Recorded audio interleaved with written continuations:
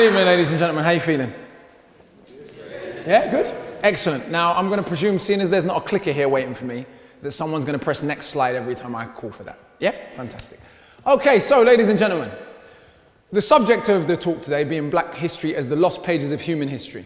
Actually, the quote itself comes from the great Pan-Africanist historian, Dr. John Henrik Clarke, who spoke about Black history in this way and looked at the way in which the history of people of African descent and of Africa itself had to be functionally distorted to justify transatlantic slavery and colonialism in a way that we kind of can't fully comprehend or understand today. If we think about a time just over 100 years ago when African human beings were literally kept in zoos in London, in New York, in Paris, that gives us a sense of the strength of colonial propaganda and how deeply it had taken root in this society and others, to the point that it was actually argued by hard science, by people who considered themselves serious academics, that black people were more closely related to monkeys than to other human beings. But what we know, just as we can see today, that dishonest scholarship can be a tool for profitable foreign policy, so is the case in the past. I think a lot of the time we're led to believe that people actually believed the propaganda of the time, those scholars we're talking about. When we know, just as we can see today, people have more knowledge about what's going on in some country in Africa or Asia that we might be preparing to go to war with, so did they know more back then than we're led to believe. There was no magical time when people who really had knowledge about the world didn't know what was really going on the ground. History was distorted deliberately in particular ways, and that legacy is still with us in many ways, to the point that even for someone like me, who I'd like to feel lots of my followers are socially engaged, know about the world, when I post pictures, I was in Zimbabwe a couple of weeks ago, this just gives you an example. When I post pictures of the capital city of Zimbabwe, Harare, and they've got skyscrapers and nice hotels and the beautiful jacaranda trees, if you've ever been to Harare, you'll know this. Nice restaurants, people are like, wow, they've got skyscrapers in Africa. I don't know if people think people in Africa still live in mud huts. I don't know if people believe, as you're going to see over the next half an hour, there was ever a time when everyone in Africa lived in mud huts. But the strength of propaganda, even for people of African origin, is still with us to that point that we have this thing called Black History Month. Now, for those who don't know, the idea for Black History Month was invented or came up with by an African-American scholar called Carter G. Woodson. He wrote a book called The Miseducation of the Negro, which looked at the way in which African-Americans had to be functionally miseducated for transatlantic slavery and then the subsequent Jim Crow apartheid to function in America. But I would take what Woodson was saying, although I agree with him one step further, and I would say that for racism to function in human society, full stop, everyone has to be functionally miseducated about the human story. And no part of the human story, in my view, has been more distorted than the history of the African continent and then its descendants. So I'm going to try and share, in half an hour, tens of thousands of years of history with you very quickly, some of the snapshots of what we should be teaching. Because if we're not careful, what happens is Black History Month comes around and we do exactly what it was not supposed to be intended to do. We subtly reinforce the idea, which was argued by serious historians at one point, that Africa has no history, by teaching transatlantic slavery and Martin Luther King. And with the greatest of respect to Dr. King, brave and courageous as he was, I'm fairly sure if he was alive today, he would go spare at the idea that he was the sum total of black people's contribution to the human story. So it's important that we look at what we should be teaching during this month to correct some of these misconceptions, because people cannot be blamed for their ignorance if they are genuinely ignorant. People can be blamed if they've had a different set of information and still choose to remain ignorant. So can I go on to the first slide, please? This is where I've chosen to start the story. We could have started the story, anthropologists are still telling us, that the oldest human remains ever found are in Africa, that we are all common ancestors of the Ethiopian Australopithecus called Lucy, or Dinquinesh. But I've chosen to start the story here. For those who don't know, the Sahara was not always a desert. So it expands and contracts, in my basic geological understanding. As the rains migrated south, the Sahara expanded. When those tropical rains migrate back north, the Sahara contracts. Over thousands of years, this process goes. So across the Sahara, all across North Africa, we find some of the oldest cave art in human history. Pictures like this, all across North Africa. Next slide, please. We also find many, many examples of this. This is an astronomical observatory. In this case, arguably the oldest astronomical observatory in the history of humanity. Scholars believe it somewhere between 7,000 and 9,000 BC. So possibly as old as 11,000 years ago. Two American physicists called Thomas Brophy and Robert Bouval wrote a fantastic book called Black Genesis, looking at the relationship between this astronomical observatory and the evolution of the ancient Egyptian religion and subsequent civilization. Next slide, please. Which brings us on to the first point of contention in ancient African history. Can you see here, for anyone who didn't see this film, and I didn't see this film, I'm not in the habit of watching propaganda, that Hollywood is trying to convince us that in ancient Northeast Africa, Anglo-Saxons were the ruling elite. People that look like Christian Bale. Now, for anyone who saw the film, which I didn't, but people told me, in this film, all the slaves and the servants were black. Now, for anyone who understands the way film and TV works, that doesn't happen by accident. There's a thing called a casting agent, and a casting agent decides who's going to get what roles. So some casting agent said, the ruling elite in ancient Egypt are all going to be white, and the slaves and the servants are all going to be black. We're going to project apartheid South Africa back 5,000 years into North African history. How accurate is this picture of ancient Egypt? Let's see. Next slide, please. Follow a little more. National Geographic Channel. This image here of King Tut. I don't know why we need a scientific reconstruction of King Tut. We have copious amounts of carvings and paintings of King Tut from his actual life, but apparently this is a French reconstruction based on his skull. This is apparently what King Tut looked like. We're going to see how inaccurate that is in a minute. On the other cover, this was an article that came out a couple of years ago called Black Pharaohs, Conquerors of Ancient Egypt. And essentially what the article said, which is the revised new propagandistic position in relation to ancient Northeast Africa, aka ancient Egypt, that black pharaohs came into ancient Egypt right at the end of the civilization in the 25th dynasty, and they conquered Egypt, and because of racism, no one's ever told their story till now. But guess what? We're here to tell you that in the 25th dynasty, 3,000 years after the founding of ancient Egypt, black people finally got involved in the game. And the only people that believe different are crazy Afrocentric black people trying to make themselves feel better. This is almost exactly what the article says, even though I'm, of course, being sarcastic. Let's again see how accurate that is. Next slide, please. Now, this is the British reconstruction of Tutankhamun, based on the same skull. Can you see that if the French and the British were both using scientific techniques, how come the British scientists came up with this, and the French ones came up with one that looks French? Next slide, please. But again, there's no need. This is Tutankhamun in his own life. We've got to make up our mind. Was he jet black or was he red? Now, if you know much about ancient Egyptian art, or even ancient Nubian art, you will know that red was a symbolic color. I don't know what it meant, and we don't know what it meant, but all throughout ancient Northeast African history, even among the Igbos in Nigeria, you find in their art, men painted red, women painted yellow. I've seen this in Nubian temples. No one's arguing that that meant the Nubians were red. Of course, there are Africans, like Somalians and Eritreans, that have a dark red complexion. They're just as African as anyone from Nigeria. But Tutankhamun clearly couldn't have been both red and black. So we need to figure out which one he was. Next slide, please.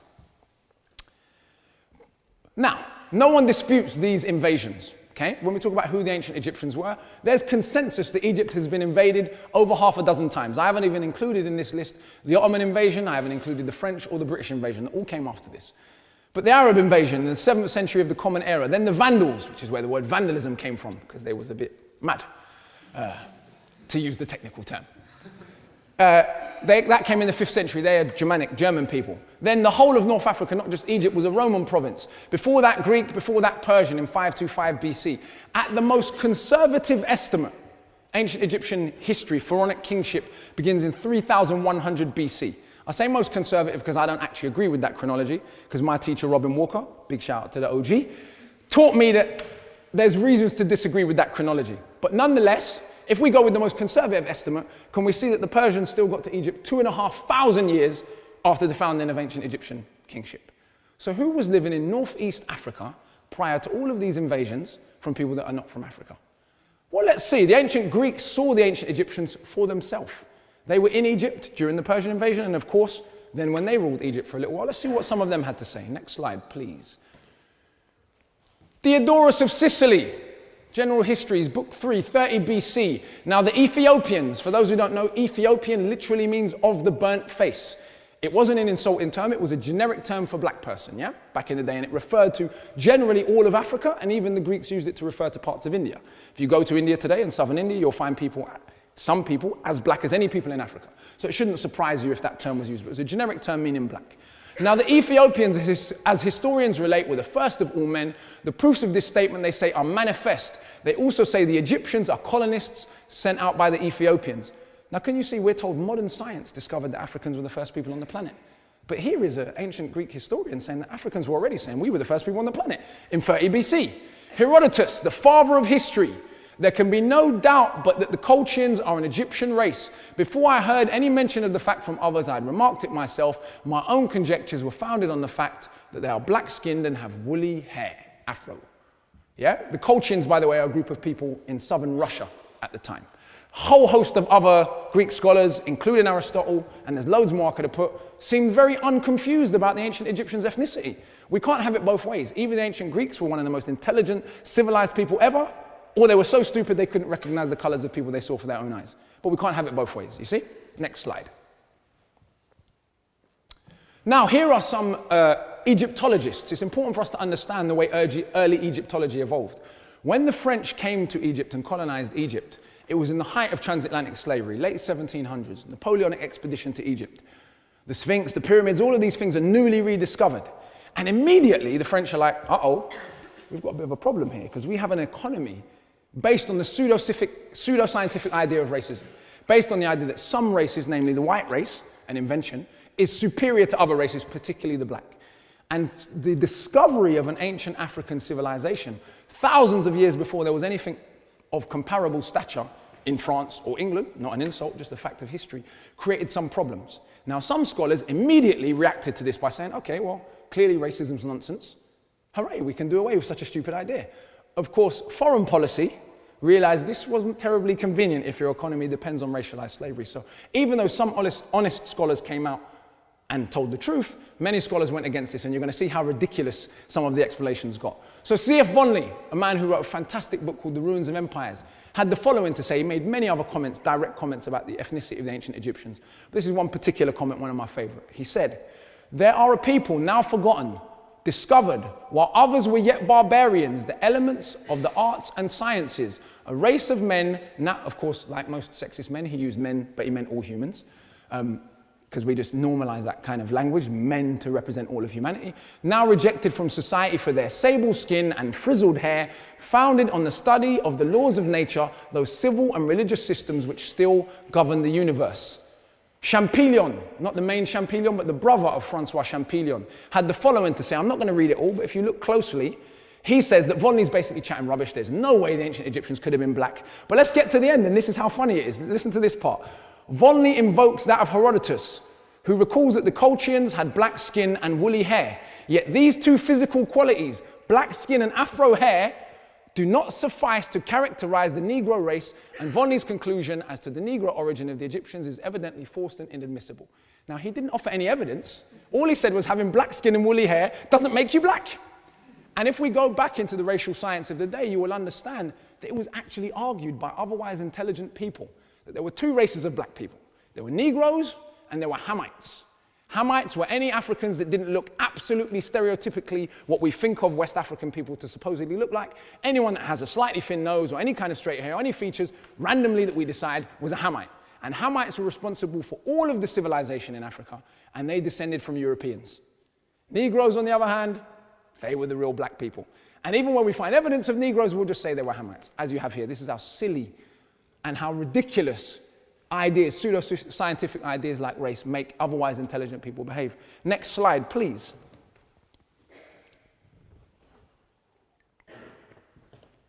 Again, two early Egyptologists saying very much the same thing. Egyptian civilization is not Asiatic, but African in origin, of Negro origin. However paradoxical this may seem, we are not accustomed, in fact, to endow the black or related races with too much intelligence. So Professor Abiy Amelou straight away hit on what the issue was. Francois Champollion, the founding father of Egyptology, the man who decoded the Rosetta Stone, what did he have to say? Because apparently, according to National Geographic, the only people that think the ancient Egyptians were black were crazy Afrocentric black people. But let's see. The Egyptians belonged to a race quite similar to the Kenuas, I hope I'm pronouncing that correctly, or Barbarous, present inhabitants of Nubia, Sudan. In the present Copts of Egypt, we do not find any of the characteristic features of the ancient Egyptian population. The Copts are the result of crossbreeding. Seems normal when a country gets invaded. There's interbreeding. The people that live in America today are not representative of the ancient indigenous Americans for the most part. Even though those people still live there, the average citizen of New York does not look like the average American 500 years ago. With all the nations that successively dominated Egypt, i.e. the Greeks and Romans, it is wrong to seek in them the principal features of the old race. And I could go on ad infinitum of Egyptologist after Egyptologist who, even if they felt compelled to racially abuse the ancient Egyptians, which many of them did, some of the art historians talk about how can you ever say their carvings are nice when they're so obviously Negro. Many of them, scores of them are like, well, obviously they were black. That's why they were uncivilized. So Egyptologists were presented with this real problem. Either ancient Egypt was civilized and European or uncivilized and African. And very few of them acknowledged that it was both highly civilized, highly technically advanced, and also African, but a few of them did. Next slide, please. This is the first pharaoh of ancient Egypt. The man who united the two lands. He came from what we call Upper Egypt. Now, to understand Upper Egypt is Lower Egypt to us. Upper Egypt is the portion of Egypt closest to Sudan, not closest to the Mediterranean. And the early kings of Egypt came from this region of Egypt. This is Narmer Menes carrying that stereotypical Negro face that we were told in old pseudoscience made a person inherently inferior. Next slide, please. 2,000 years later, in the tomb of Ramesses II, is this. This is reproduced by two European Egyptologists whose names are at the bottom. And this is what we call today the portrait of the races. This is how the ancient Egyptians in 1200 BC, so 2,000 years later than the founding of their kingdom, saw the different groups of the world, according to the hieroglyphics. Figure A is the ancient Egyptians as they saw themselves. Can you see? It goes right along with what the early Egyptologists thought. It goes right along with what the ancient Greeks thought. No one needs to be confused about what they look like. And in fact, it looks a lot like the picture of Tutankhamun we just saw. So that's how they saw themselves. They didn't seem to be particularly confused about their ethnicity. Figure B is Indo-European people. Figure C is other blacks of Africa, presumably the Nubians, who were the main people that the ancient Egyptians had as rivals. I don't want to give you the impression that there was this magical time in black African history where all black people just got along and bogled and sang Kumbaya together. That isn't how things go in real history, right? Because what some pseudo-Egyptologists have tried to do is said, but the Egyptians fought the Nubians, so they couldn't have been black. Okay. So what, all black people have just always got along then, apparently. Okay. Figure D is Semitic people, people in the Middle East. Now, can you see that the only difference between figure A and figure C is one of swagger? Figure A has 3 stripes, and figure C has 2. Other than that, they're exactly the same. Next slide, please. Now, what you'll notice a lot with ancient Egyptian carvings, and I don't believe it's quite ever got to the bottom of who was behind this all, but we have to understand this in context. The Sphinx has no nose on it, and the Sphinx has a very stereotypical Negro face. We have to understand the level of hatred that was being dealt with when early Egyptology evolved, and we start seeing all these granite statues that are otherwise perfect. Now, granite is a very tough substance, but their noses are just missing, and no one wants to explain why the noses went missing. But viewed in the context of the time and the offense that the idea that Negroes could have created such a magnificent ancient civilization would have caused, it seems fairly clear where some of this malicious behavior could have easily come from. Next slide, please. We just see loads of ancient Egyptian statues, they just ran into the wall and their nose just came off. Next slide, please. Can you see a lot of my Rasta brethren think that Rastas invented dreadlocks? Here is a gentleman clearly with dreadlocks, a few thousand years before the Common Era. Next slide, please. More noses missing. Next slide, please. More noses missing. Next slide. Thankfully, not all of the noses are missing. These are some heads from Tanite. Can you see? More dreadlocks. These are not the ones that often get displayed in museums. Often what's displayed in museums can be the most, or what is perceived to be the most European-looking ancient Egyptian carving. So you'll see Nefertiti everywhere. But we know Nefertiti's dad wasn't African. It's not surprising that Nefertiti was light-skinned and she looked a certain way. If you don't know that history, someone's going to say to you, this is Nefertiti. She's representative of what all the ancient Egyptians look like. Can you see how you'd be confused? Next slide, please. And of course, let me be clear, that's not me saying the ancient Egyptian population was in no way mixed. That would also be ridiculous. Ancient Egypt was a mega civilization. Like any civilization, it would have attracted immigration, it attracted invasions several times in its history. I'm not saying every single ancient Egyptian had totally jet black skin, because there's no way for me to know that. What I'm saying is, they definitely didn't look like Christian Bale. This is the Pharaoh Doza. Next slide, please. This is the Pharaoh Khufu. This is the gentleman for whom the Great Pyramid was commissioned. Again, just look at his face for yourself. Make your own decision on what you think he's likely to have looked like based on the evidence of people that carved him in his own time. Next slide, please. And the issue here is really the human story.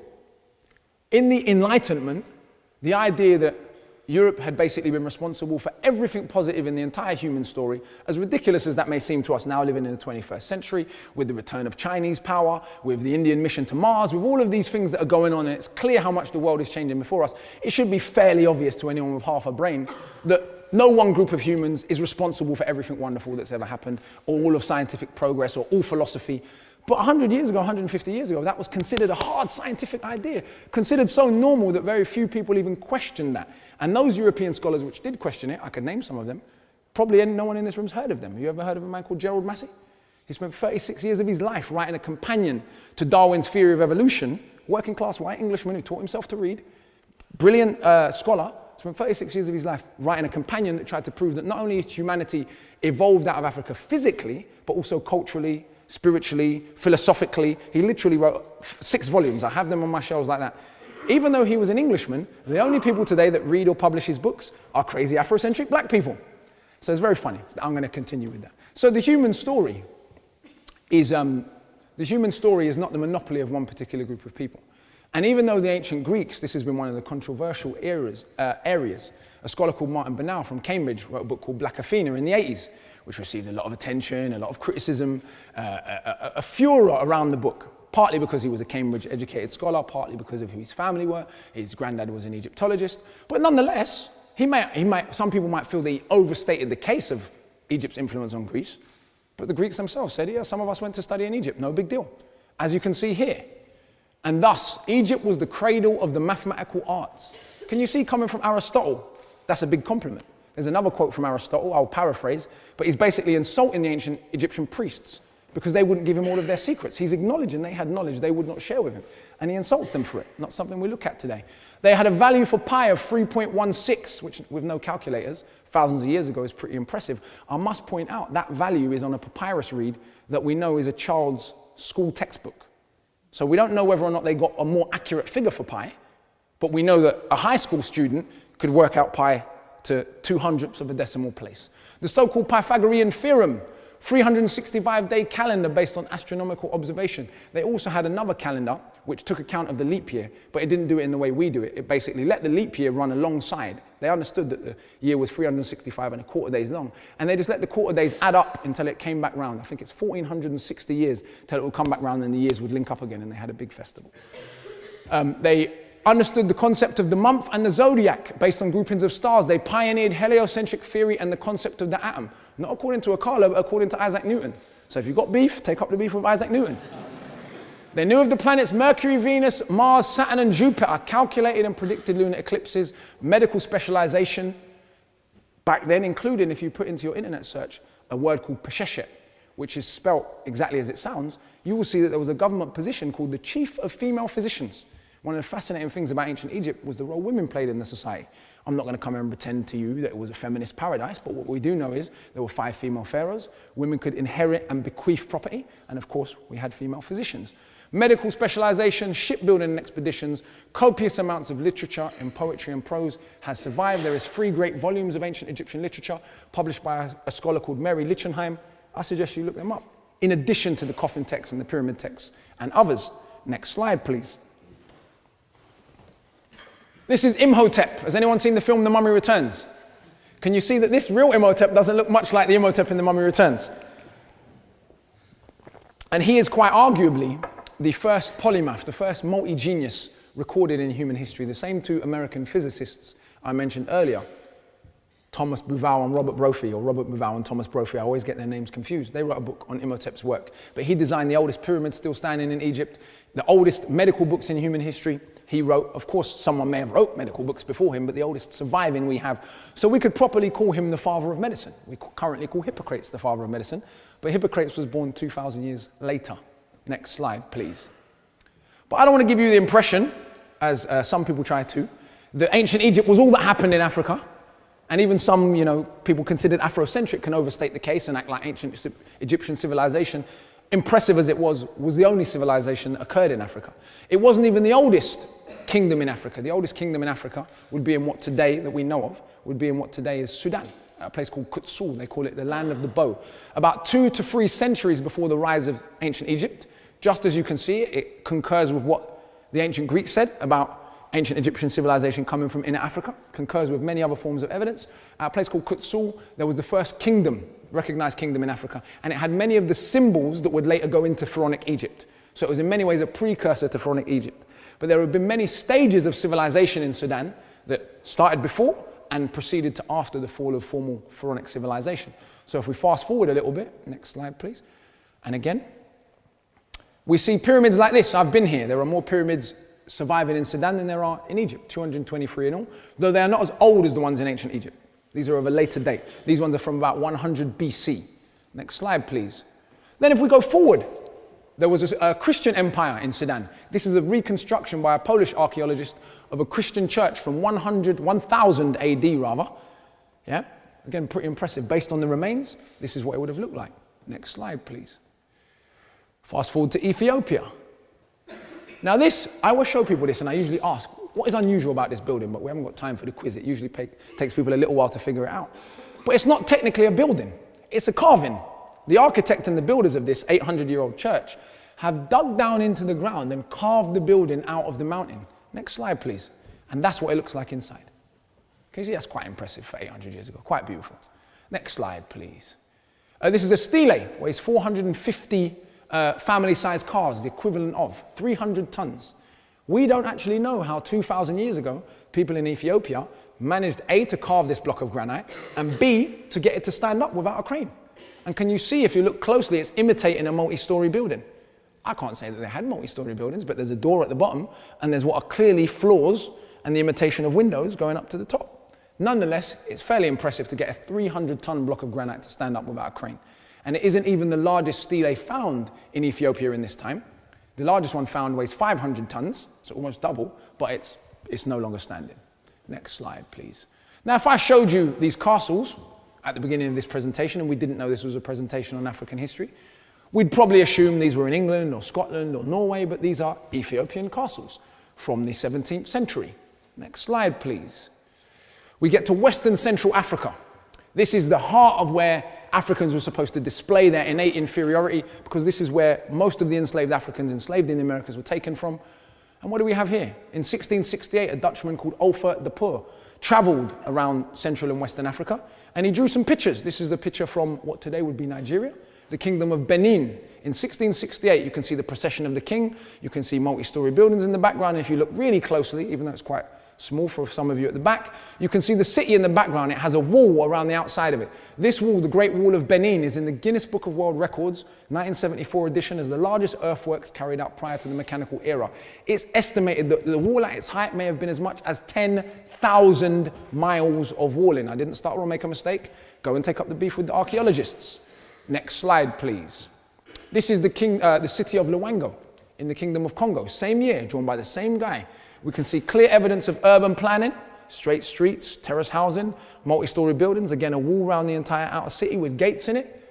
This particular state was almost like a sort of early client state of the Portuguese. For 2 centuries they'd already been trading at this point ivory and pepper with the Portuguese, and this empire had an embassy in Rome during this period. Not something we learn about or are taught about too tough. Next slide, please. This is the city of Agades in the Empire of Songhai, which would be in the country Niger today. This city at its height, this is again drawn by a European traveller called Dr. Henry David Bath, had 70,000 people living there in the 16th century. 20,000 to 30,000 people lived in London in the 16th century. So that gives you a sense of how quickly history can evolve. London was the largest city in the world 150 years ago in terms of population. It isn't even close to that today. So that gives you a sense of how quickly a major metropolis can become not the big metropolis anymore, and how a Western African city can have been bigger than London, and of course not be the case just a few centuries later. It wasn't the largest city in Western Africa at the time. The largest empire in Western Africa, or there were 4 concentric empires rather. The Empire of Ghana, which today would be in the country Mauritania, but is where the country Ghana takes its name. Then Mali, which the Empire of Mali at its height spread all the way from Senegal deep into Mauritania, 1,500 miles across, probably the most wealthy empire in African history other than ancient Egypt, and according to even mainstream scholars like Felipe Fernandez Armesto, the richest state in the 14th century world. This is one mosque/university from that empire. This particular one is the Grand Mosque of Djenné. Has anyone ever heard of a place called Timbuktu? Now, did anyone else think Timbuktu was a made-up place when they first heard of Timbuktu? I know when I was young, I thought Timbuktu was a made-up place. Turns out Timbuktu was a real place, and there's a university still standing in Timbuktu in the ancient Malian Empire, but there's good reason why we think of Timbuktu as being magical, as we're going to come to a little bit later. In the Malian kingdom, there are still 750,000 handwritten manuscripts surviving. 750,000 to this day, containing all kinds of information. Now, one of them was brought to the attention of the world by Michael Palin in a BBC program called Sahara. And he basically says, I'll paraphrase here, but he says this document, which is from the kingdom of Mali at the time, clearly shows the phases of the moon. The problem with it is that it's 150 to 200 years older than the birth of Galileo and Copernicus. So it makes us think about the entire history of science in an interesting way. Again, that's not me saying that, that's Michael Palin saying that. If you've got beef, take it up with Michael Palin. Next slide, please. South and Eastern Africa. This is what they call Great Zimbabwe, one of over 100 stone courts across southern Africa. Let's go on to the next slide. I've been here. I thought it was a bit narcissistic to include my holiday photos, so I didn't. But no, go back, please. But this outer wall is 100,000 tons of granite bricks held together without any cement. It was built in the year 1335 AD by the Shona people of Zimbabwe. Again, I have to emphasize that most of the kingdoms I'm showing you, at some point or other, some scholar somewhere argued they were not built by Africans, and this was no exception. For a long time, people were like, could have been anyone, the Chinese, Arabs, Lebanese people, Europeans, aliens, anyone but Africans. Eventually, they gave up, and they was like, all right, yeah, the Shona probably built it. The most likely explanation is that the people that live there maybe built it. Next slide, please. This is a door. Now, can you see, if your front door looks like this today, life's all right for you. You're probably doing quite well. You're probably quite wealthy. This is a 700-year-old East African door from Zanzibar, from what we call the Swahili Confederacy. So there was a collection of city-states almost that spoke the language Kiswahili in East Africa that were part of a semi-global trade network. They traded with the Middle East, with India, far afield as China and the Javanese Empire. There's a fantastic book by a woman called Janet Abu Loghold called Before European Hegemony, and it looks at the semi-global system of trade between East Africa, the Middle East, India, and China at the time. And the wealth of this kingdom was part of the product of that semi-global trade system. Next slide, please. This is a house from the period. Now, can you see that other than the mold around the door, that could be a 1920s Art Deco house? And according to English Africanist scholar Basil Davidson, who's been there, I haven't been there, but this is what the writing here says of him investigating that. These houses, of course the houses of rich people living in this time, contain good internal sanitation. Next slide, please. This is a reconstruction of one of the main palaces from 1300 AD in what today would be Tanzania. Can you see the swimming pool? There was 100 rooms in here. Yeah, 1300 AD palace in Eastern Africa. Next slide, please. And then we get onto the image of black people in early Europe, which is something that's contentious because we are almost taught, even if subtly, if you watch, as I do for my sins, if you watch a TV show like Game of Thrones, even though you know it's not real history, it's still going in. And you watch Game of Thrones, and the only time black people pop up in this narrative that's supposed to sort of loosely be the human story, again, is as slaves. That isn't an accident. The casting director decided we're going to have black people and they're going to play the slaves. And, we'll get some brown people, Middle Eastern people, and they'll play Dothraki savages that eat hearts. Someone asked for that to be the case, and that's how that happens. So if you're a young person growing up and you imagine a medieval world, you don't imagine people of African descent necessarily having participated. How do I know this? When I teach Shakespeare at schools, which I often do, and I read a passage from Othello, or I read sonnets 127 to 142, where Shakespeare clearly refers to someone who's black, but everyone's avoiding that, right? Children have actually said to me, but sir, were there black people in Shakespeare's time? And I don't realize what they're saying. People in this country, in an advanced, developed, wealthy country, because they don't realize that they don't conceive even of Africans having ever existed at that time in many ways. But let's see what was actually going on in Europe. It's a gentleman called Saint Maurice. Saint Maurice was part of the Theban Egyptian legions of the Roman army. He became a saint in Christendom. These are carvings of Saint Maurice, or paintings of Saint Maurice rather, from 16th century Germany. Next slide. Again, next slide. Different saint. Saint Elesban, who was said to be an ancient Ethiopian king that had fought against Jewish people on behalf of Christendom. This particular picture of him is from Portugal, from the 1750s. Next slide. This is the giant, I don't know how to pronounce that word, but I presume it's Yasur. This is from France, and this is commemorating the battle with William of Orange in the 13th century. And this is still there in the town in France where it was painted. Again, it gives us food for thought. Next slide. But this is where it gets slightly controversial and problematic. We have these images, over 100 of them, across Europe, of Madonna and Jesus depicted. Well, it speaks for itself really, doesn't it? Now, the shame of history is this. There's a fantastic blog online called Medieval POC, which deals with the role of people of color in the medieval world. You should all follow them. They're enlightening. I've learned so much from their blog. They're on Twitter and they're on Tumblr. But one of the things they pointed out to me, I can't remember which one of these Madonnas it was, but there's one that's in Poland, a really famous one. And it was restored a couple of years ago. What do you think they did during the restoration? Yeah, they painted it white. So can you see how you can be robbed of history and not even know? Noses come off, black Madonnas go white, and no one explains why. Now, if you put into an internet search engine, Isis and Horus, you might have some idea where the inspiration for this statue came from. I'll leave it at that, because that's another lecture for another day. Next slide, please. This is a European map from 1413 AD. The two gentlemen in the map, the gentleman on the left is Mansa Musa, king of the Malian Empire at its height. He is estimated by many economists today to have been the richest human that ever lived. They estimate he might have been worth as much as 400 billion in today's money.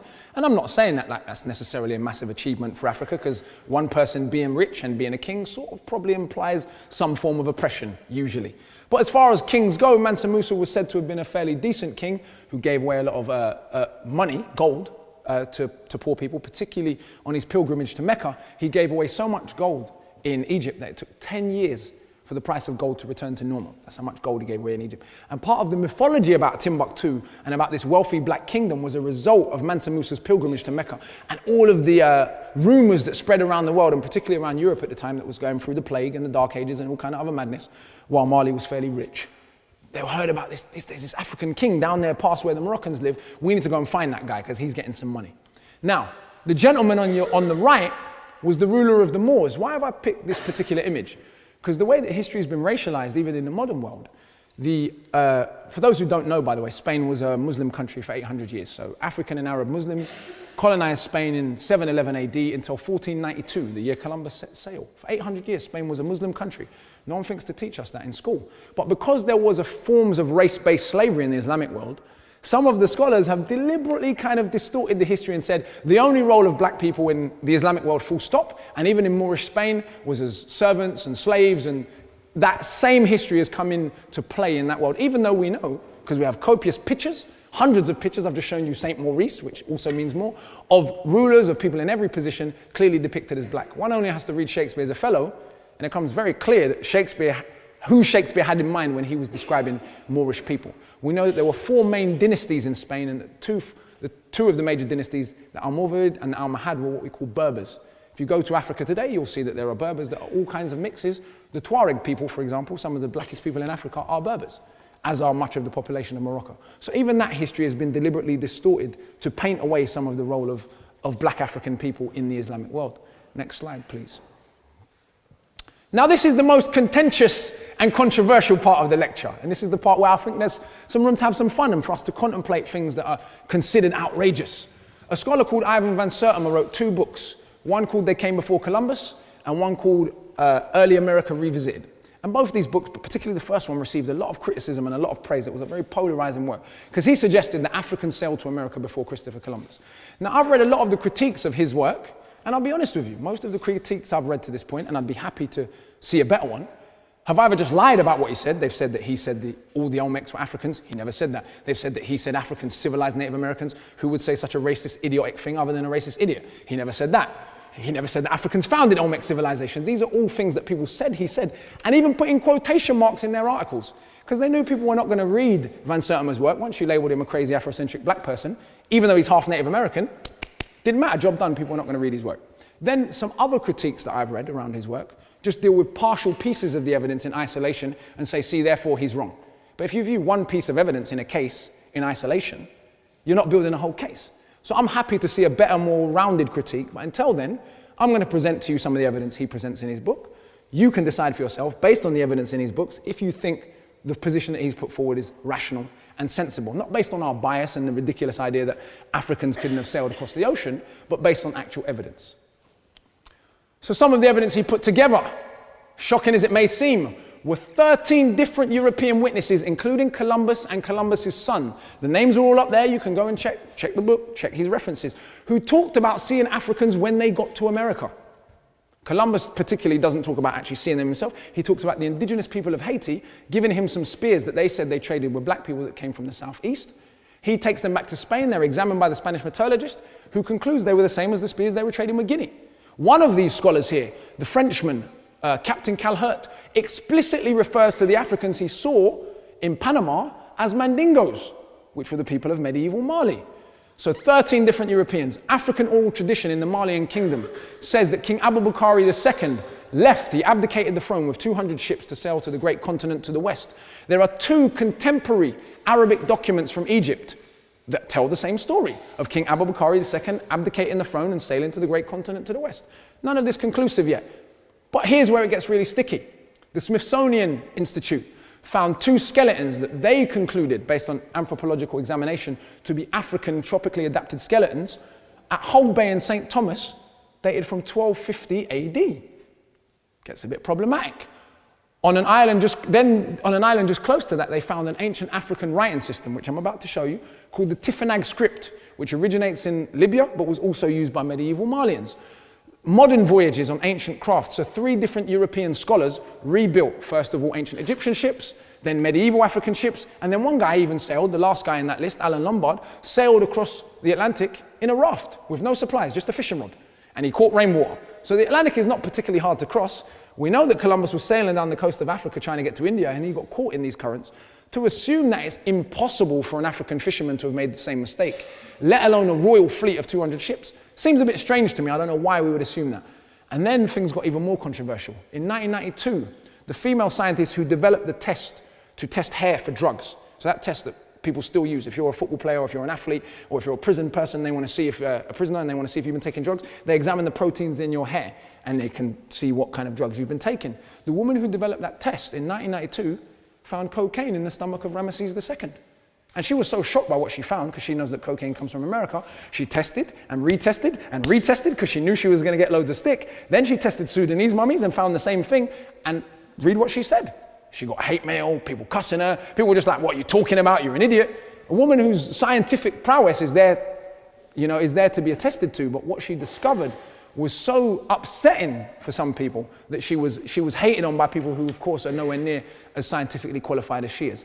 Botany and oceanography and ceremonial and cultural correspondences between some of the stuff we're seeing in Africa and in the Americas. For example, Bart Jordan, a famous mathematical genius, child genius, who was so bright that he was given a public audience with Albert Einstein when he was just a child. This is how mathematically genius the gentleman was. He'd done a study of African pyramids, of ancient Egyptian pyramids, and Mesoamerican pyramids. According to him, not according to me, I'm not on that level mathematically. According to his study, he's like, they have to have been related, because the complex mathematical relationships to particular planets like Venus that these pyramids are built around, there's just no way. He was like, it's impossible that you would get that correlation without some sort of relationship. Again, if you have an issue with it, take it up with him. I don't have the answer, but next slide.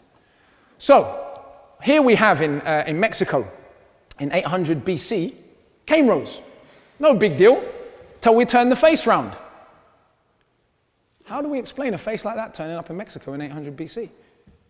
Now, I would put it to you that if this was an overtly Chinese face, or a face that looked like a Viking, we wouldn't even have to have a debate. Everyone would be like, well, it must mean based on one face. The Vikings must have gone to America. How could you have an obviously Viking face in America unless there was Vikings there?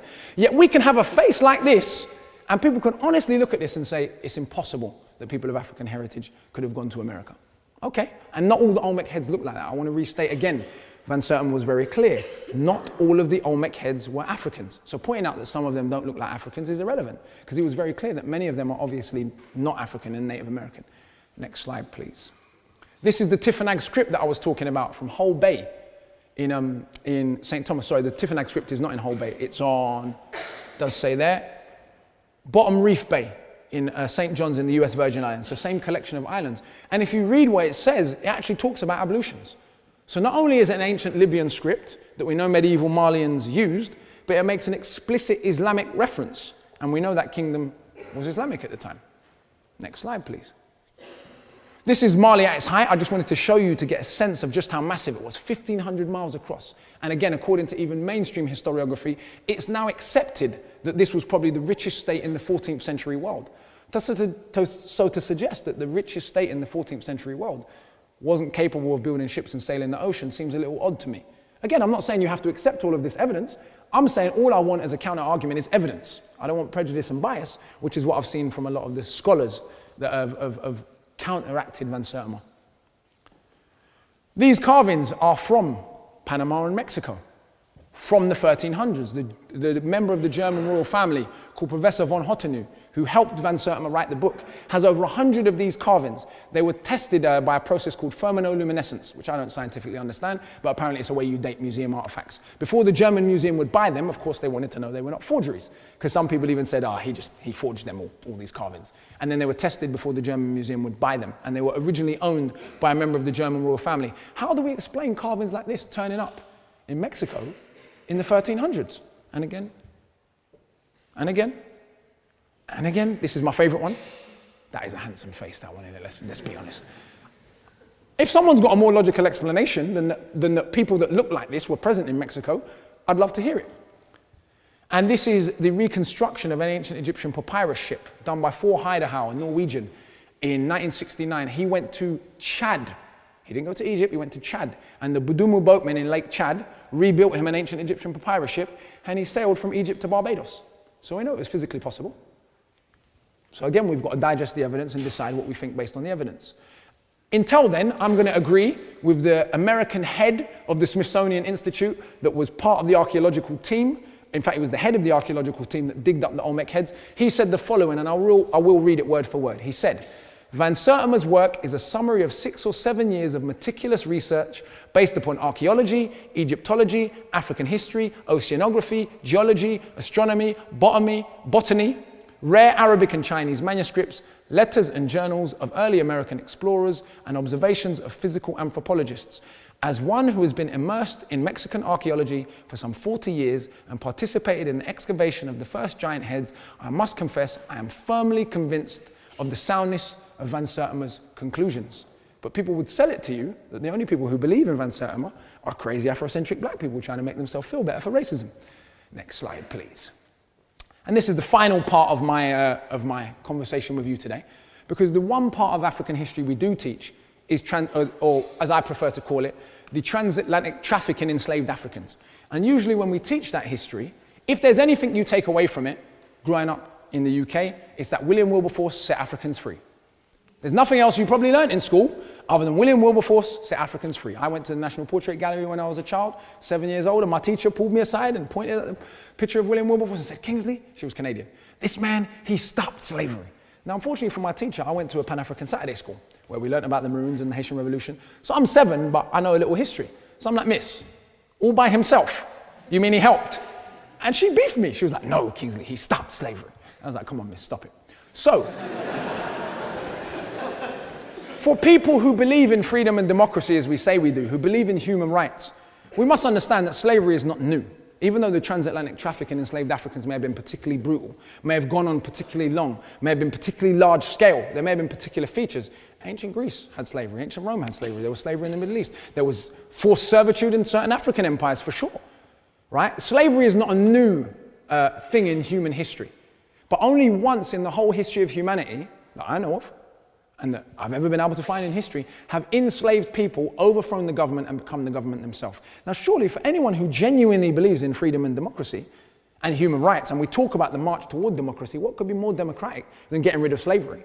We want to cheer for abolitionists, but we won't cheer for enslaved people who freed themselves and became the government. For those who don't know what I'm talking about, between 1789 and 1804 in Haiti, the enslaved Africans in Haiti defeated the 3 major European empires of the time at war and declared themselves independent and the first nation to abolish slavery. I know our Prime Minister wants to keep repeating while he's visiting Jamaica that everyone in Jamaica should remember Britain's role in abolition because Britain was the first country to abolish slavery.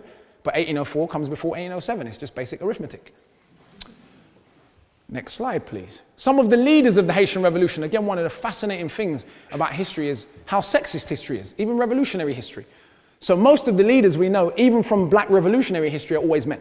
Yet we know in the Haitian Revolution, from Toussaint Louverture's own mouth, a gentleman we're going to get to in a minute, that 30% of all the fighting troops in the Haitian Revolutionary Army were women. Given that 2/3 of the people enslaved in the Americas were men, that means women were absolutely fully playing their role in the army. This is one of the leaders, Cécile Fatiman. She was what we call a voodoo priest, and her and a man called Dutty Bookman, who was also a voodoo priest and a Muslim. He was a former Maroon in Jamaica. He left Jamaica, he came to Haiti. In 1789, they staged a ceremony that was really what we see as the formal part of the Haitian Revolution.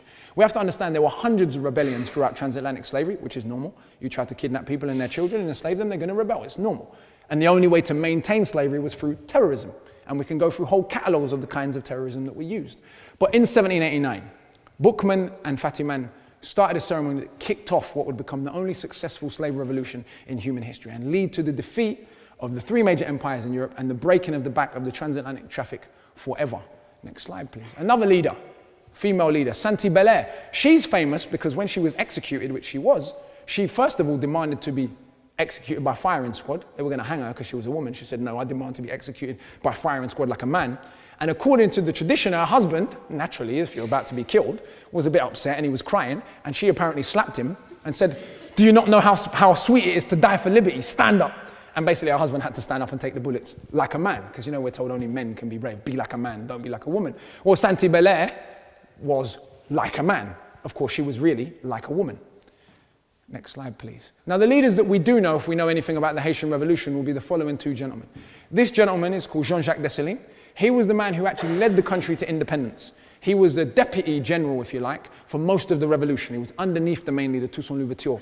But he was the leader who actually took Haiti across the finish line, who fought the final battle against the French, the Battle of Vertières. And he declared the country independent in 1804. After declaring the country independent, he massacred all of the French people left on the island. What a lot of pseudo-historians have done is said he killed all the white people left on the island to try and racialize the history in a way that is not totally accurate. What they don't really want to tell you is, no, he killed all of the French people left on the island, with the active encouragement of Britain and America, who were not really getting on with France at the time. This is during the Napoleonic Wars. What's more, part of this history that we don't learn, fascinating part of the history, is that the Polish, who were part of the French army, defected from the French army and fought with the Africans against the French, against slavery.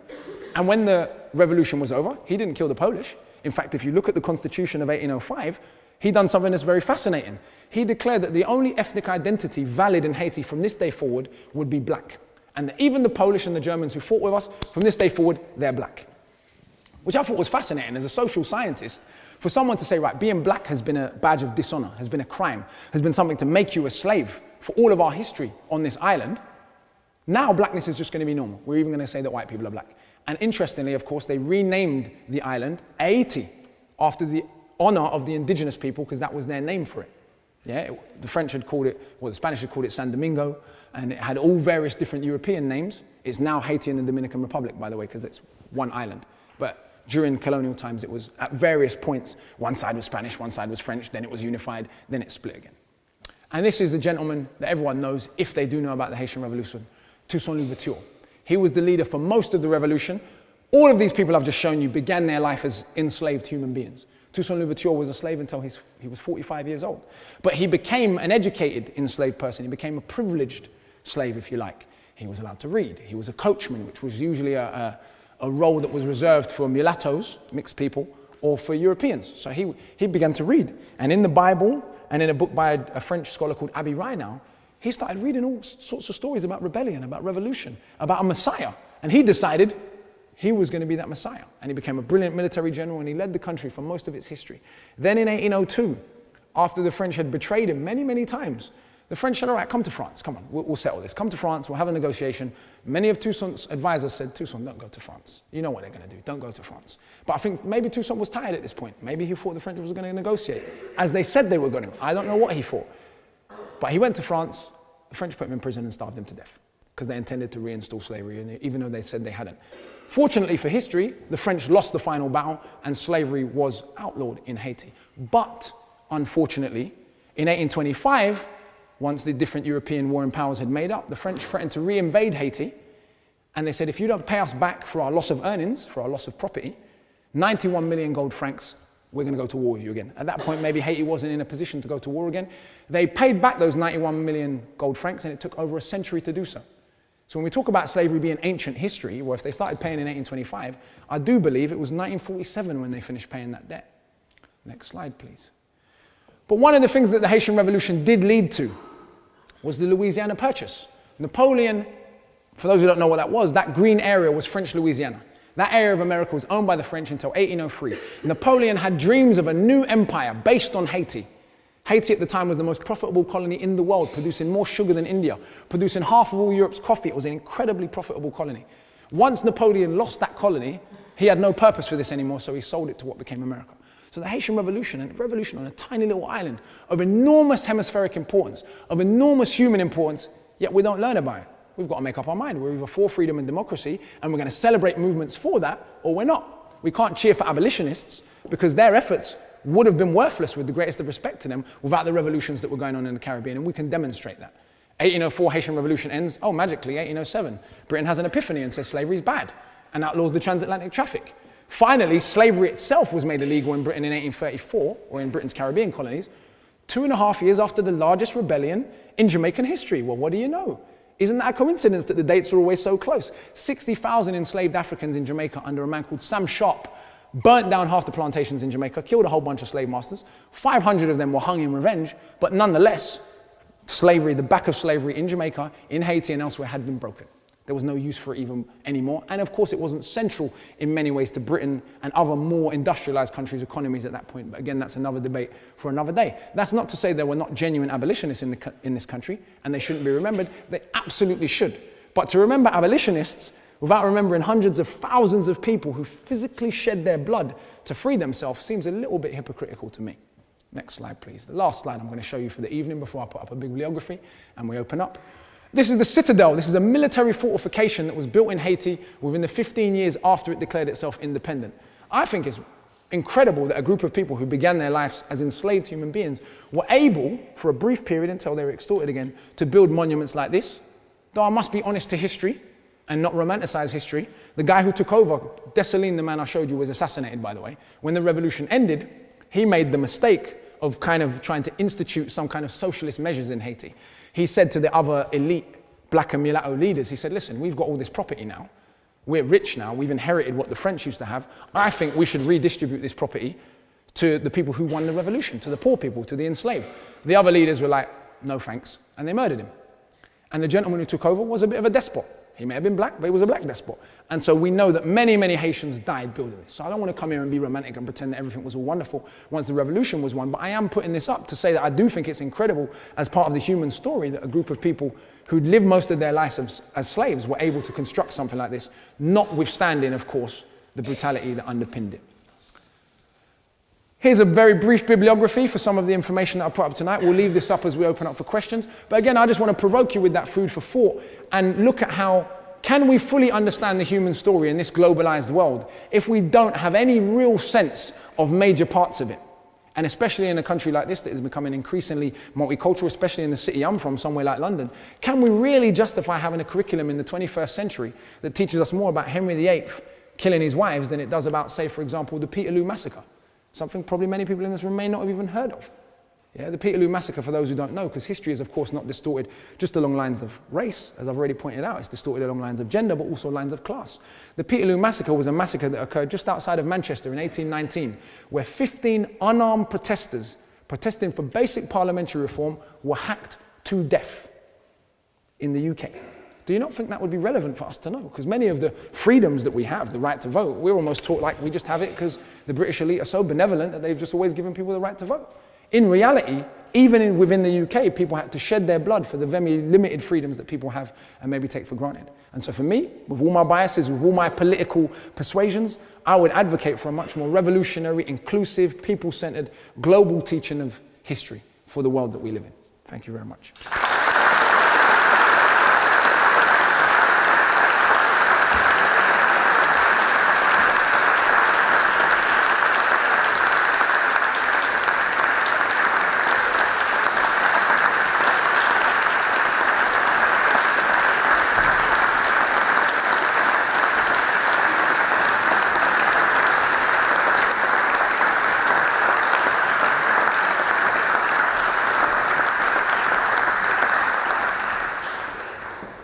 Thank you very much, Akala. That was fascinating. Thank you. What do you think is the most effective way for us to replace our whitewashed version of history with a more balanced picture that includes black history? Is it by people like you kind of going around talking to as many groups as possible, or would you like to see the entire school history curriculum rewritten? Well, I think it's important to understand. For me, I think the dichotomy of black and white can be a dangerous territory where we get into just focusing on that dichotomy rather than realizing that we need an overhaul, in my view. But again, this is based on my biases and the way I view the world. We need an overhaul generally, depending what we want the outcome to be. I don't think we should be naive. History isn't distorted by accident. What's on your curriculum isn't chosen by accident. When you watch the news, there is an editor for the news, someone who decides what will and won't make the cut. Similarly, with the design of a curriculum, someone decides what will and won't make the cut. I'm saying, based on my view of the world and what I'd like to see, I would love to see a more people-centered curriculum, full stop. In London, we have, particularly London, but UK as a whole, we have people from all over the world. We have people from every reach of the British Empire, yet no one's ever explained to people that live in this country, particularly working class people that maybe feel displaced, where all these people from India and Ghana and Nigeria and Barbados and Jamaica came from. They just came out of thin air after World War II. All of these people who we've got no idea where they came from just descended upon Britain. And if we look at the row around immigration at the moment, that's still how a lot of it is conveyed. And no one ever says, well, actually, we used to own their country and they fought for us in a couple of world wars, aside from building our economy. And actually, when my grandmother came here, she was a citizen of the British Commonwealth, traveling from one part of the British Commonwealth to another. So for me, I don't think it's just about the inclusion of black history. Personally, I think a campaign to do that would be misguided and wouldn't win. I think it's the inclusion of global history, because we live in a globalized world. And if we want our children to be able to function in a world where they might need to speak Mandarin, which is a very real economic possibility, you can see our government kissing up to China right now, right? Then we might need to teach them some things about the world. If we want to raise people that might want to go and work in Senegal or Mauritania or India, we're going to need to raise people with more awareness. But also for me, it's about human relations, and it's about a reduction of conflict. If we have an understanding of the relationship between different cultures historically, I don't think we would be so quick to support wars, to support unjust foreign policy, to view people as less than ourselves. We'd be more warm to other human beings. So absolutely, I have an agenda. I'm not coming here, I don't believe in objectivity. I think it's a made up, nonsensical idea that I can transcend my upbringing, my class, everything I've been through and just speak on behalf of Bangladeshi women because I'm so objective. No, if I want to know what Bangladeshi women think, I'll ask a Bangladeshi woman. So I am totally projecting my agenda and I own that up front. But for me, I would like to see not just black history, but world history taught. But I will add that for me, my passion for learning world history came from Pan-African Saturday School. So as a young Afro-Caribbean child growing up, if I had swallowed the Eurocentric curriculum that told me black people's only role in the human story was, first of all, as being slaves, then getting set free by William Wilberforce, and then the civil rights movement in America, I probably wouldn't have had very much pride in my own identity. Luckily, I didn't swallow that curriculum because I went to a separate Saturday school that Caribbean people set up in the 1970s. There was a big movement in the 70s where Caribbeans set up Saturday schools to A, teach black history, but also to teach maths and science, and to improve on what they felt was a racist curriculum, but also the way their children were being dealt with in the schools. I was a lucky recipient of some of that knowledge, and it meant that I didn't feel inferior to what I was being taught. So I could engage with Shakespeare or Newton or Plato, because I didn't feel intimidated by that, because I didn't feel that people like me had never contributed anything to human progress. So if we don't teach that history, many people can come to the world or come to world history with an inferiority complex that is unjustified and unnecessary. Thank you. We're going to open up to questions from the floor. If you'd like to ask a question, please put your hand up high and wait for the microphone to come round to you. Could we start with the gentleman in the third row over there?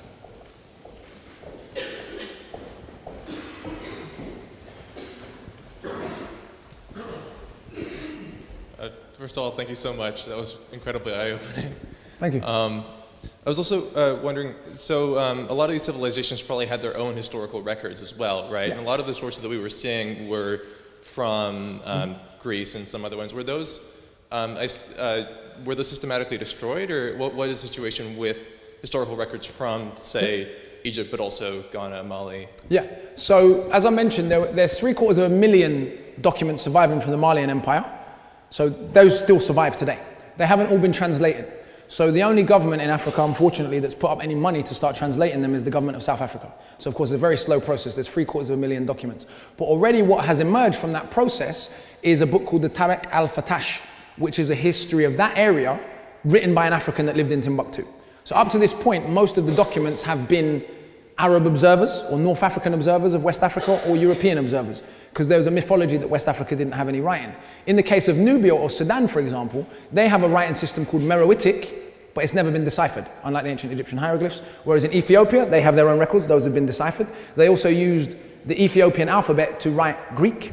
We found in Sudan, in medieval Nubia, essentially writings that are in several different languages, in Greek, in Latin. So we know it was a cosmopolitan city that had relationships with the world. So there are documents, but in many cases books have been destroyed. We know the Library of Alexandria was destroyed. We know Mesoamerican documents, that doesn't relate to Africa, but we know they were massively, almost completely destroyed. So we've had to piece back the history together in a way that accounts for the fact that there's not as much written record. Despite Europe's massive amounts of wars, there's what Van Sertima calls archival continuity. We have the written documents so we can piece the history together more easily. Whereas in the case of Africa or Mesoamerica, other colonized spaces, we may have to use other forms, things like botany, things like archaeology, but the picture is still emerging. But that isn't for absence of written documents. So I want to make that clear. But ancient Egypt, of course, has some of the most copious amounts of written documents of any ancient civilization. It's just the myth that it's non-African has persisted. Can we go to the gentleman here on the front row? Thank you very much, first of all. I hope you forgive me for kind of tangential questions about music, No. About grime specifically. Get busy. So grime has a lot of traction at the moment, Yeah. Particularly in Oxford. Skepta was here at the weekend. Yep. And there's a lot of white people, there's a lot of public school people, Yeah. etc. It's sort of, very into this kind of music and sort of dressing in whatever way and, rapping and things like Yeah. that, to be part of a movement which they're not really part of in a socioeconomic sense necessarily. Do you think the sort of, let's say, public school, I don't want to say appropriation, but kind of enjoyment, let's say, of grime is something that is perverse? Do you think it's something that's funny? Do you think it's something that's actually progressive? Well, I think it depends on the individual in question. I think someone enjoying another group of people's culture, there's nothing perverse about that, unless they have perverse opinions about the same group of people whose culture they're claiming to enjoy. So for example, if I don't respect your culture but I enjoy your music, if I don't respect your struggle but I enjoy your music, that's a little perverse. So if we look back in history at segregated clubs in America where the only black person allowed in the venue was the black person on stage, that's a bit problematic. In the area I live in right now, Labatt Grove, the old crack house has been turned into a club, a very snooty sort of Caribbean food serving club. And when too many black guys go there on the weekend, everyone gets uncomfortable. But it only plays reggae music and serves Caribbean food. You've got to make up your mind, which one do you want? And for me, you can't have black culture without black people. I think Notting Hill Carnival has become an example of that, where they've sort of turned it into Reading and Leeds Festival. There's nothing wrong with Reading and Leeds Festival, they're great festivals. But Notting Hill Carnival was set up directly in the wake of a racist murder of a man called Kelso Cole Crane to promote and celebrate Caribbean culture. I always give people this example. If I went to a Diwali festival, which I have done many times in the UK and in India, and everyone there was Jamaican and Rastafarian, I would complain. Not because I've got anything against Jamaican Rastafarians. I didn't go to Diwali to experience Rastafarianism. And so for me, if I go to Notting Hill Carnival and it's no longer a celebration of Caribbean culture, that isn't about hating anyone, it's about asking why this festival that was set up for specific purposes has been appropriated. So I think no matter what class you're from, you can engage in a different group of people's culture constructively, but many people don't do that. Does that make sense? And there is a particular type of performed blackness that people are willing to engage with without engaging with the oppression that has gone into creating that form. Does that make sense? So I don't think necessarily because someone happens to be wealthy and white, that means they can't engage with black culture in a constructive way. But there is certainly a condition of, I want to cherry pick the bits of blackness I'm willing to listen to and hear, and I don't really want to engage with the wider issues, and I certainly don't want to deal with what went into creating grime, because grime is an offshoot in many ways of hip-hop, even though many grime artists wouldn't admit that. Hip-hop is an offshoot of the traditions that come before it. So many of you, even the artists themselves, can feed into this shallow depiction of the culture, which can be problematic for me. Can we go to the lady on the end, please? Hi, Akala. On the same sort of train of thought, Yeah. I wanted to ask you what your thoughts are on the N-word and like the use of that in rap music, because obviously as a white person I've been brought up never to ever use that word, but a lot of the music I listen to says it 20 times in every song. Yeah, for sure. So I wanted to know what your thoughts are on that, and like whether you think it's a word that's become obsolete or whether you think that there are negative consequences on the fact that it's so widely used. I very much do. I used to be someone who used the word all the time, as some of you may or may not know. I came to a stage in my life where one of my elders said to me, "You're better than that." And I started reading a bit more. I started studying the history of the word. I started looking at the brutality that had been underpinned by this word. Let me be clear, I'm not against people using the word.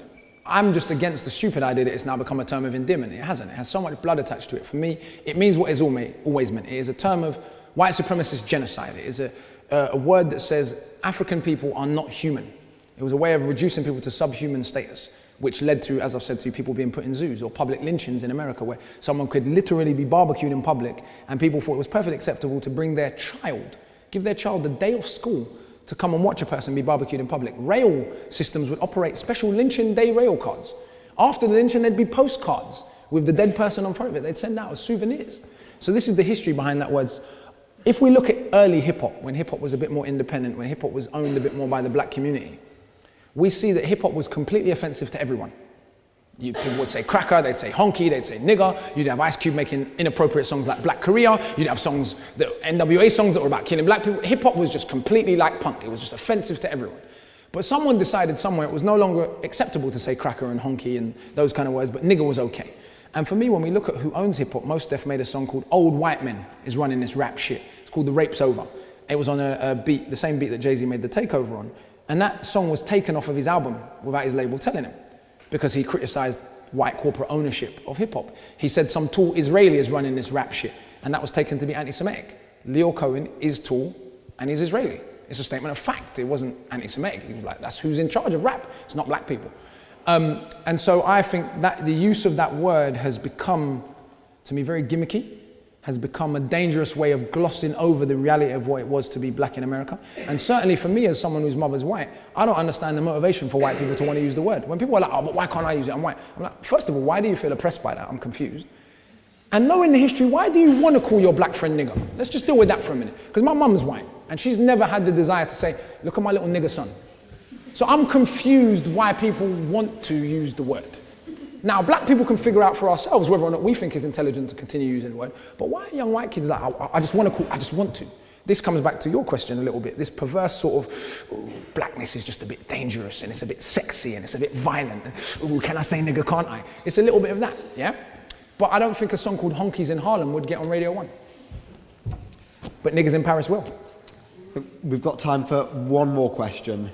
Could we go to the question on the back row there? Hiya.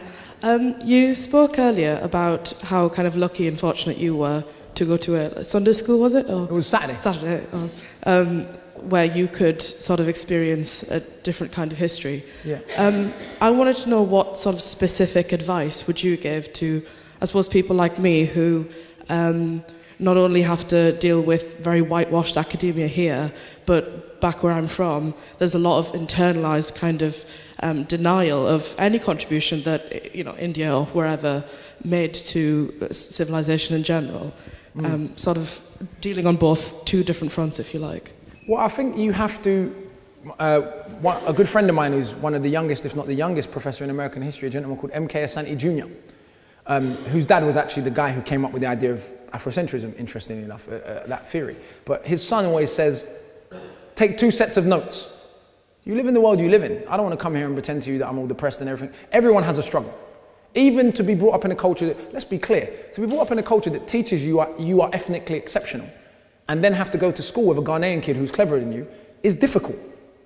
So I don't want to pretend that everyone brown has it terrible and everyone white has it wonderful. There are challenges and consequences of being brought up in a culture that pathologically tells you you're brilliant just because of the way you look. How's that going to pan out for you in the real world? It doesn't pan out so well. So I don't want to give the impression that it's all one-way traffic in that sense. If we look at suicide rates, if we look at uses of drug addiction, I grew up in working class inner city Afro-Caribbean London. I've never been to a party and seen people take heroin or cocaine. I'm not saying people don't sell cocaine or take cocaine, but you will never go to a party in Harlesden and see tables full of cocaine and ketamine and all those kinds of hard drugs that I see when I go to festivals that are problematic in a way, right? So there are issues that come for any kind of group identity. But I would say in terms of taking two sets of notes, that means you have to do what you have to do to get by in the workplace. You have to do what you have to do to survive in university. But for yourself, for your own spiritual center, for your own well-being, you have to expose yourself to a broader set of information beyond the propaganda that you're being taught. And that goes, for you as a woman, goes on many levels. You know, the history of women in science. Are we to believe that women are less intelligent? That's why there's less women in science? Of course not. And when countries like Iran and India are producing more female scientists than the UK as a percentage, we have to ask ourselves why. Because all we hear about gender relations of those countries, by the way, the Indian mission to Mars, a lot of the scientists who worked on it were women. And they did it for 10% of NASA's mission to Mars. And this was last year, right? So you can find inspiration in things that are even happening and evolving now. That's not to say that gender relations in India are all of a sudden wonderful because of that. It's to say we only hear one side of it. So I think you have to give yourself a broader picture. For me, I find a lot of solace in reading, a lot of solace in acquiring greater information.